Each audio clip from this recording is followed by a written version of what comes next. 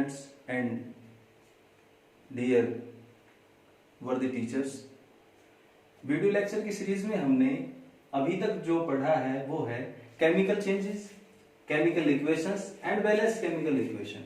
यहां तक I hope आप सबको समझ में आ गया। नहीं समझ में आया है आप वीडियो लेक्चर्स को दोबारा से देख सकते हैं। कोई क्वेरी है तो आप मुझे कमेंट बॉक्स में डाल सकते हैं। ये टॉपिक पढ़ने के बाद हमारे पास जो नेक्स्ट टॉपिक आता है इस चैप्टर में वो है टाइप ऑफ केमिकल रिएक्शंस। मतलब जो हमने केमिकल रिएक्शंस पढ़नी है वो कितने टाइप की होती है। मेनली जो हम रिएक्शंस हमारे सिलेबस के अकॉर्डिंग पढ़ते हैं वो 5 टाइप्स की होती है। जैसे जो सबसे पहली टाइप है हमारे पास वो है कॉम्बिनेशन रिएक्शंस। कॉम्बिनेशन रिएक्शंस का मतलब होता है कंबाइन करना। कंबाइन रिएक्शंस में क्या है, रिएक्टेंट्स जो हैं वो कंबाइन करते हैं और प्रोडक्ट साइड में कन्वर्ट होते हैं। कंबाइन करने का मतलब होता है जुड़ना, संयोजन का मतलब भी होता है जुड़ना। प्रीवियस लेक्चर में, प्रीवियस वीडियो में हमने एक एग्जांपल लिया था जिसमें हमने जिक्र किया था कि कैल्शियम ऑक्साइड क्विक लाइम जब वाटर के साथ रिएक्ट करता है, क्या बताया था हमने, जब क्विक लाइम वाटर के साथ रिएक्ट करता है तो कैल्शियम हाइड्रोक्साइड बनाता है। अगर इनकी फिजिकल स्टेट्स की बात करें तो ये सॉलिड स्टेट में है, ये लिक्विड स्टेट में है और ये हमने बताया था एक्वस। एक्वस का मतलब होता है डिसॉल्व्ड इन वाटर या पानी में घुला हुआ। यहां देखेंगे हम पहला रिएक्टेंट कैल्शियम ऑक्साइड है जिसे हम कहते हैं क्विक लाइम। ये हमारे पास वाटर है और इन दोनों की रिएक्शन से हमारे पास सिंगल प्रोडक्ट बनता है जिसे हम कहते हैं स्लेक्ड लाइम।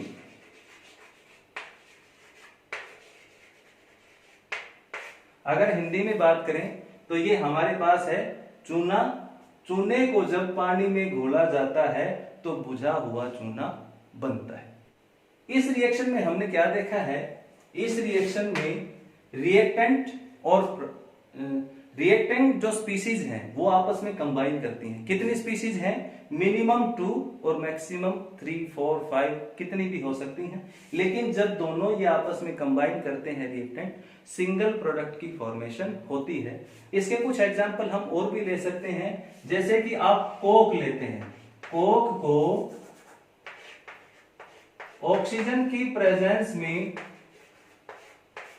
बर्न किया जाता है। कोयला कार्बन का कोयला समझ सकते।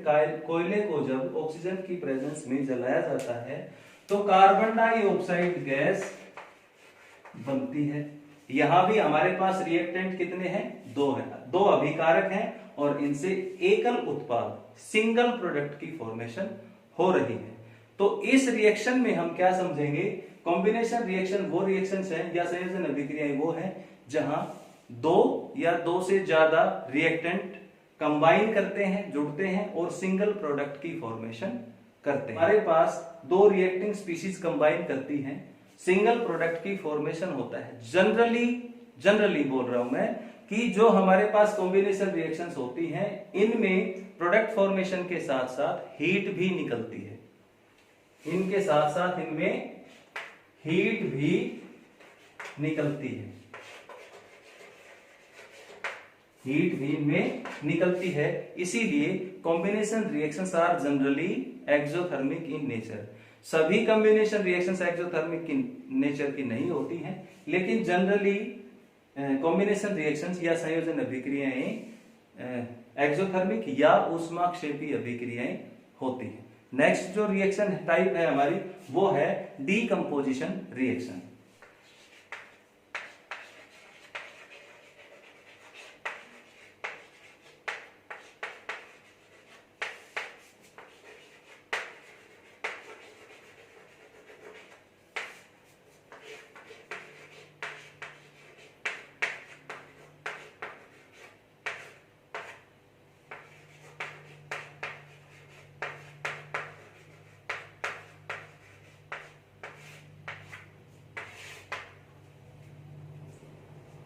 सेकेंड टाइप की जो रिएक्शन हमारे पास है वो है डिकम्पोजिशन रिएक्शन, जिसे हम हिंदी में वियोजन अभिक्रिया भी कहते हैं। इसके नाम से ही हमें पता है कि इस अभिक्रिया में कुछ टूट रहा है। वियोजन का मतलब होता है टूटना, डिकम्पोजिशन का मतलब भी होता है टूटना।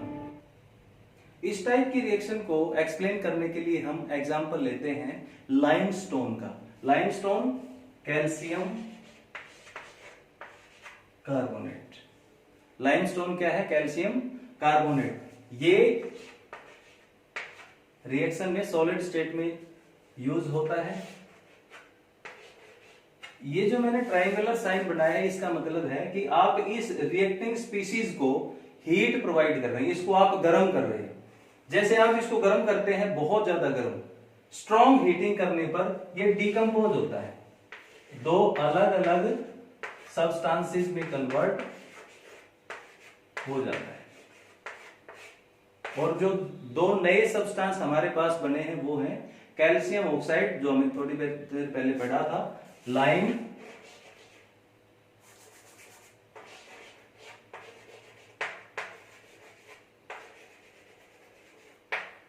क्विक लाइम, और ये है हमारे पास लाइमस्टोन।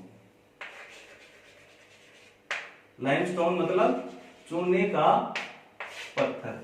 चूने के पत्थर को जब गर्म किया जाता है तो वो चूने में और कार्बन डाइऑक्साइड गैस में कन्वर्ट हो जाता है। या हम इसको ऐसे कह सकते हैं, limestone on strong heating converts into quick lime and liberates carbon dioxide gas. Carbon dioxide gas इसमें निकलती है। इस रिएक्शन में हमने हीट प्रोवाइड की है, रिएक्टिंग सब्सटेंस को हमने गर्म किया है, हीट अप किया है, इसलिए इस रिएक्शन को हम कहेंगे एंडोथर्मिक रिएक्शन। पहले हमने एक्सोथर्मिक रिएक्शन पढ़ ली है। एक्सोथर्मिक में हीट निकलती है, एंडोथर्मिक में हमें हीट प्रोवाइड करनी पड़ती है। इस टाइप की रिएक्शन को हम एंडोथर्मिक रिएक्शन कहते हैं। इससे पहले जो कॉम्बिनेशन रिएक्शन थी उसमें हमने बताया था कि हीट निकलती है, लेकिन जो डिकम्पोजिशन रिएक्शंस हैं उनमें भी हीट लिबरेट हो सकती है। जैसे जो ऑर्गेनिक सब्सटेंस होता है, ऑर्गेनिक सब्सटेंस कहें तो टूटी हुई पत्तियां, गले सड़े पदार्थ जो होते हैं, उनमें मटेरियल डिकम्पोज होता है, टूटता है, और उसके साथ साथ हीट भी निकलती है। यहां हमें हीट सप्लाई करनी पड़ रही है, इसलिए ये एंडोथर्मिक रिएक्शन है। लेकिन जो हमारे पास डिकम्पोजिशन ऑफ ह्यूमस है, decomposition of dead and broken leaves है, उसमें हीट लिबरेट होती है, जनरेट होती है, उसको हम एक्सोथर्मिक प्रोसेस कहेंगे। डिकम्पोजिशन रिएक्शंस में हमने पढ़ा है, एक आपने रिएक्टेंट लिया है, वो टूट के दो अलग अलग प्रोडक्ट्स में कन्वर्ट हो रहा है। यहां हमने क्या दिया है? हीट सप्लाई की है। यहां हमने क्या किया है? हीट सप्लाई की है। क्या इनको तोड़ने के लिए केवल हीट चाहिए? नहीं, अलग अलग रिएक्शंस में अलग अलग कंडीशंस होती है। यहां हमने ब्रोकन आउट करने के लिए हीट सप्लाई की है। लेकिन कुछ एग्जांपल और हैं जिनमें हीट नहीं काम करता है। सिल्वर क्लोराइड का, सिल्वर क्लोराइड को अगर डिकम्पोज करना है, तोड़ना है, तो हीट का फंक्शन नहीं है। यहां हमें सनलाइट की प्रेजेंस में उसको रखना होता है। सनलाइट की प्रेजेंस में सिल्वर क्लोराइड डिकम्पोज होता है, टूटता है सिल्वर में और क्लोरीन गैस में। अगर इसको बैलेंस करें, 2AgCl on exposure to sunlight, सूर्य के प्रकाश में इसको रखते हैं सिल्वर में, और क्लोरीन गैस में कन्वर्ट हो जाता है। इसमें डिकम्पोजिशन के लिए जरूरी फैक्टर कौन सा है? सनलाइट है। पहले में हमने हीट सप्लाई किया था, यहां सनलाइट लिया। एक एग्जांपल और लेते हैं जिसमें ना सनलाइट है ना हीट है, वहां इलेक्ट्रिसिटी से भी हम सिंगल रिएक्टेंट को ब्रोकन कर सकते हैं। जैसे H2O, अगर पानी को हमें डिकम्पोज करना है, तोड़ना है, उसका वियोजन करना है, तो उसमें से हम इलेक्ट्रिसिटी पास करेंगे।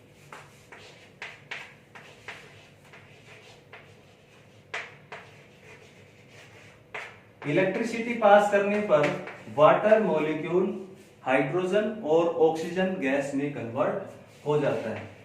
ये गैसियस है, ये गैसियस है और ये लिक्विड है।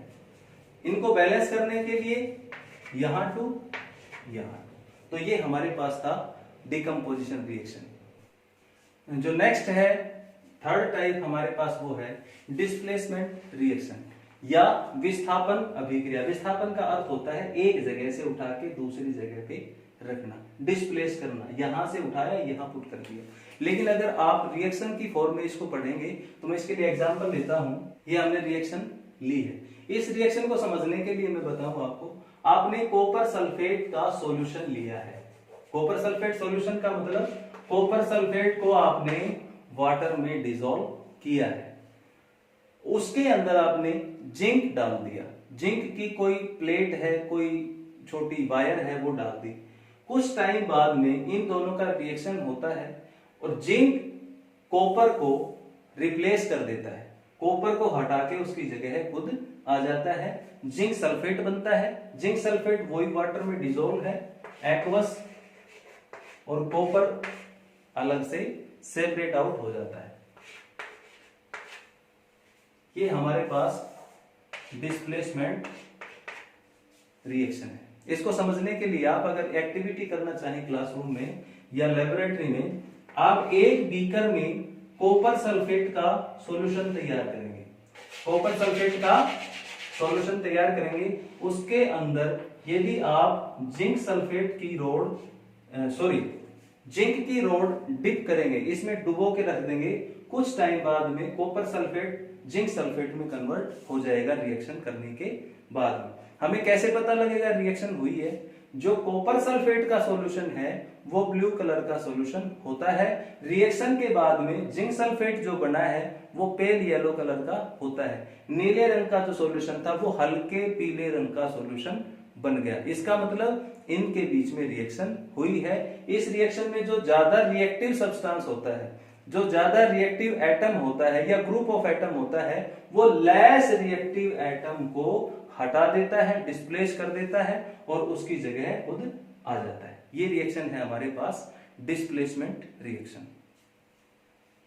नेक्स्ट जो रिएक्शन है वो है डबल डिस्प्लेसमेंट रिएक्शन। जैसा कि हमें पहले से ही नाम से ही पता लग रहा है कि डिस्प्लेसमेंट है लेकिन डबल है, मतलब कि दोनों रिएक्टेंट में से कोई ना कोई पोर्शन टूट के दूसरे के साथ जाके अटैच हो जाएगा। इसका यदि हम एक एग्जांपल लें तो सोडियम सल्फेट, क्या लिया हमने?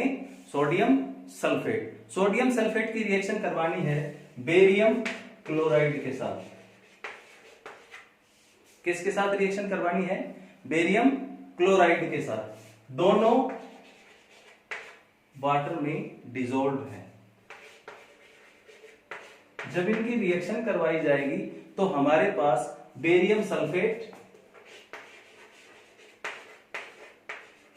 और सोडियम क्लोराइड, देखो बैलेंस करते हैं इसको। सोडियम सल्फेट हमारे पास था, बेरियम क्लोराइड के साथ रिएक्ट करता है, बेरियम सल्फेट बनता है और सोडियम क्लोराइड बनता है, दो सोडियम क्लोराइड। अच्छा, इसमें अब जो मेन बात है डबल डिस्प्लेसमेंट में कि यहां का ये पोर्शन टूटा है, ये टूटा है, ये इसके साथ चला गया और ये इसके साथ सल्फेट के साथ आ गया। मतलब क्या हुआ? अगर हम इस पूरे रिएक्शन मिक्सचर को आयोनिक फॉर्म में देखें तो सोडियम सल्फेट कैसे था? सोडियम सल्फेट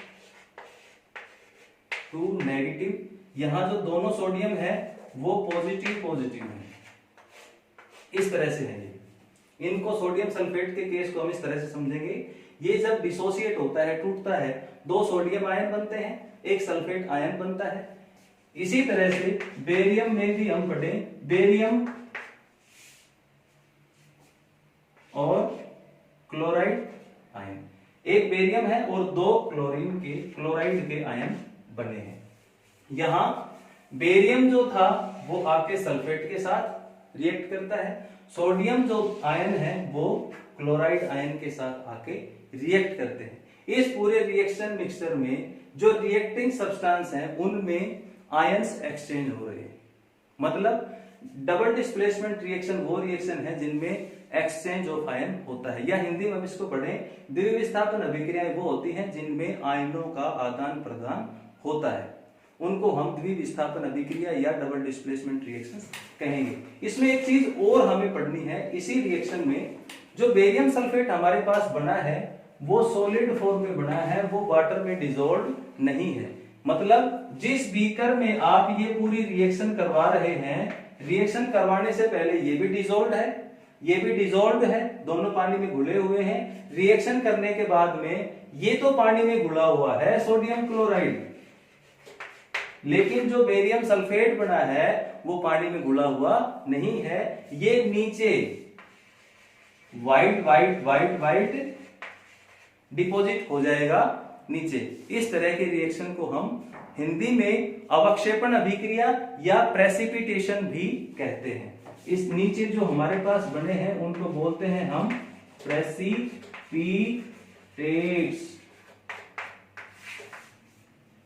एग्जाम में आपसे डबल डिस्प्लेसमेंट रिएक्शन को प्रेसिपिटेशन रिएक्शन बता के भी पूछा जा सकता है।